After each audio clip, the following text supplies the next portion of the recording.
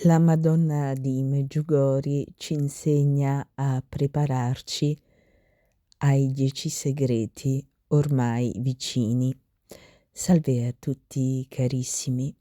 Oggi volevo parlarvi di un argomento che penso interessi a molti, i 10 segreti di Medjugorje. Ormai è chiaro che, essendo trascorsi 40 anni, dall'inizio delle apparizioni iniziate nel 1981, il mondo è in attesa di questi, famosi 10 segreti e, gli avvenimenti di questi tempi lasciano intendere che, ormai stia per finire il tempo della misericordia, di Dio per il mondo e stia per iniziare il tempo della giustizia, il tempo dei 10 segreti. Ricordiamo che, sarà, padre Pitar, o comunque un sacerdote scelto da Miriana, a rivelare al mondo la data, in cui inizieranno, questi 10 segreti 3 giorni prima che accadano. Invece il sacerdote ne verrà informato del loro inizio 10 giorni prima. E nel corso di questo periodo di tempo avranno a disposizione dei giorni per potersi confessare, per poter far penitenza dei propri peccati, per poter digiunare e per, in qualche modo chiedere la protezione speciale di Maria affinché possa tutti accoglierci sotto il suo manto e, proteggerci da quello che sta per arrivare. A partire dal compimento del 40° anno delle apparizioni, l'attenzione si è concentrata molto su una data particolare, quella del 18 marzo. La stessa Miriana ha detto che, quando inizieranno i segreti capiremo l'importanza di questa data, tanto che, da più parti si è pensato che, essendo questa data molto vicina al 25 marzo, che è il giorno in cui si ricorda l'annunciazione, dell'arcangelo Gabriele a Maria, si è pensato che, una data, molto vicina, appunto al 18 marzo, come potrebbe essere il 25 marzo, potrebbe essere una delle date più probabili per l'inizio dei segreti, per cui, soprattutto adesso che è stato compiuto il quarantennale, delle apparizioni, molti guardano alla data, una data compresa tra il 18 o addirittura lo stesso 25 marzo, come una data da sicuramente tenere sotto controllo, a cui arrivare e giungere, non facendosi trovare impreparati, sicuramente confessati e con una condotta di vita, all'insegna della conversione, della preghiera, della partecipazione alla Santa Messa e ai sacramenti. Quindi è chiaro che bisogna sempre vegliare, come sta scritto nella scrittura, e quindi avvicinarsi a questo tempo che annuncia, la fine dell'inverno e l'inizio della primavera, come un tempo di grande preparazione spirituale. Sicuramente ogni data è papabile, sicuramente come ogni anno è papabile riguardo all'inizio di questi segreti, però è necessario oggi più che mai essere sempre pronti per non farsi cogliere di sprovvista. Ecco che, per quanto riguarda il primo segreto che potrebbe avvenire, magari il 18 marzo dell'anno prossimo, come, il 18 marzo del 2023 o del 2024, e tuttavia è necessario comunque sempre essere pronti e vegliare. Bene, riguardo al primo segreto, Miriana ha detto queste testuali parole: "Non sarà una cosa piacevole, sarà qualcosa di cui la gente sentirà parlare a lungo." E ha aggiunto: "Il primo segreto farà abbondantemente parlare di sé e quindi non avrà bisogno di tante spiegazioni che lo precedano. La gente di Meggiugori sarà subito a conoscenza che è in connessione con i segreti quando si troverà di fronte ad un determinato avvenimento." E aggiunge Miriana: "Sarà qualche cosa di cui tutti, ovunque, sentiranno immediatamente parlare, ma questo non significa che la gente si precipiterà sul luogo in cui il primo segreto si sarà appena verificato. Certamente nessuno vuole vedere disastri, angoscia e sfortuna. Non credo che la gente sia attratta da tutto ciò. Perché la gente dovrebbe andare a vedere cose del genere? Una cosa è andare a vedere un segno, un'altra è andare a vedere la sofferenza o un disastro. Chi vorrebbe, ad esempio, recarsi in un luogo per vedere una diga crollare? Il primo segreto farà fermare la gente e la indurrà ad una profonda riflessione.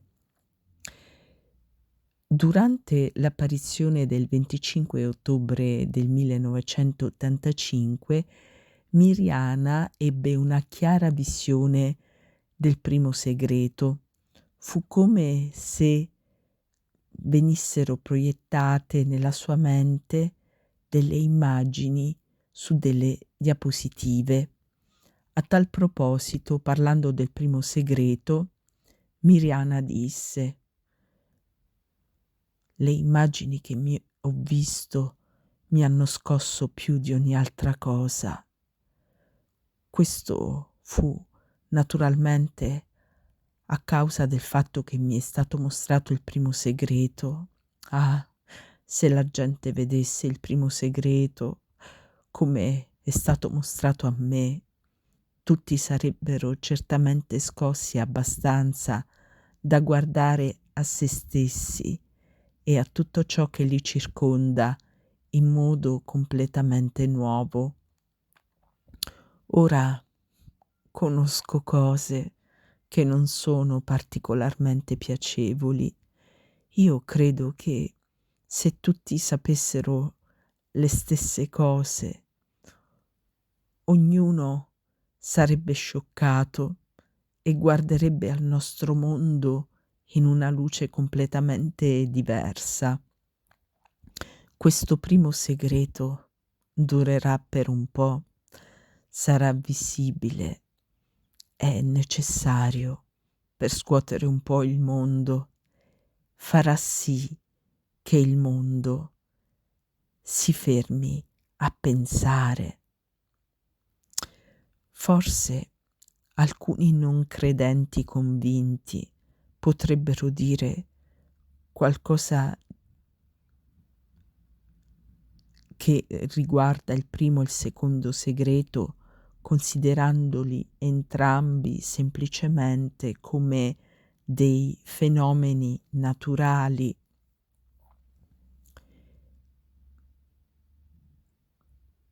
E tuttavia, nonostante le descrizioni che ne ha fatto Miriana, i primi 2 segreti non saranno delle catastrofi nel senso letterale del termine.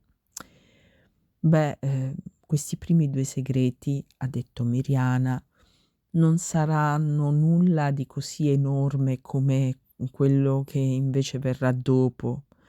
Questi primi 2 segreti non sono poi così gravi e duri. Sì, sono gravi, ma non tanto quanto i rimanenti. Quello che segue sono i segreti che sono davvero sgradevoli. E qui Miriana sta facendo riferimento ai segreti che vanno dal quarto al 10°. Sarei felice se tutti finalmente lo capissero. Non posso loro dire molto di più, ma una volta che i 10 segreti cominceranno a verificarsi, allora sarà troppo tardi. Pertanto convertitevi ora, pregate ora, digiunate ora, preparatevi all'inizio dei segreti, soprattutto quando sulla collina delle apparizioni, il Podbro, sarà lasciato il segno permanente. Preparazione significa conversione. La Santa Vergine mi ha detto che è necessario pregare molto fino a che il primo segreto sarà rivelato, ma oltre a questo è necessario fare sacrifici per quanto possibile, aiutare gli altri per quanto è nelle nostre capacità e digiunare, soprattutto ora, prima del primo segreto. La Madonna mi ha detto che siamo obbligati a prepararci. Lei non solo chiede, ma supplica tutti a convertirsi, a pregare, a digiunare. Coloro che non credono non hanno idea di cosa li aspetti, ed è per questo che, come loro madre, la Vergine Santa è in profonda angoscia per loro, verso coloro e per coloro che vivono la loro vita senza Dio. Non è sufficiente semplicemente pregare, non è sufficiente dire semplicemente e rapidamente alcune preghiere in modo da poter dire che si è pregato e fatto il proprio dovere. Quello che la Madonna vuole da noi è che noi preghiamo dal profondo della nostra anima. È il dialogo con Dio.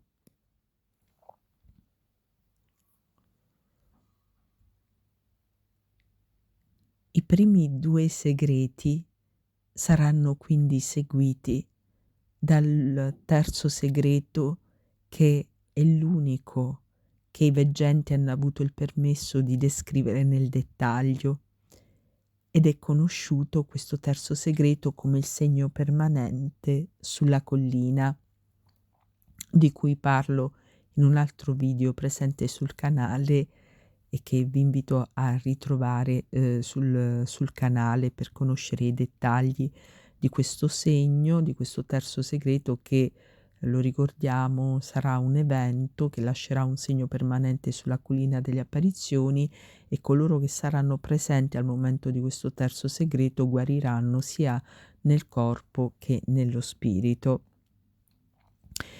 Per quanto riguarda la preparazione all'inizio di questi 10 segreti, la Madonna ci ha detto nei suoi messaggi: «Miei cari figli, sono venuta da voi per condurvi alla purezza dell'anima e quindi verso Dio, ma come mi avete accolto?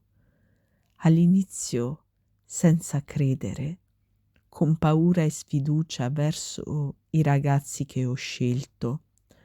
Poi una maggioranza di voi mi ha accolto nel suo cuore e ha incominciato a mettere in pratica le mie richieste materne, ma purtroppo questo non è durato a lungo.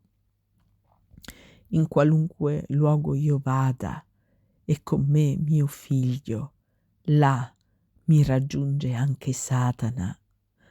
E voi avete permesso, senza accorgervene, che prendesse il sopravvento in voi, che vi dominasse.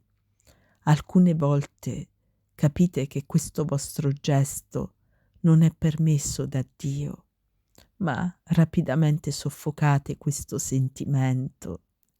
Non cedete, figli miei, asciugate dal mio volto le lacrime che verso osservando quello che fate.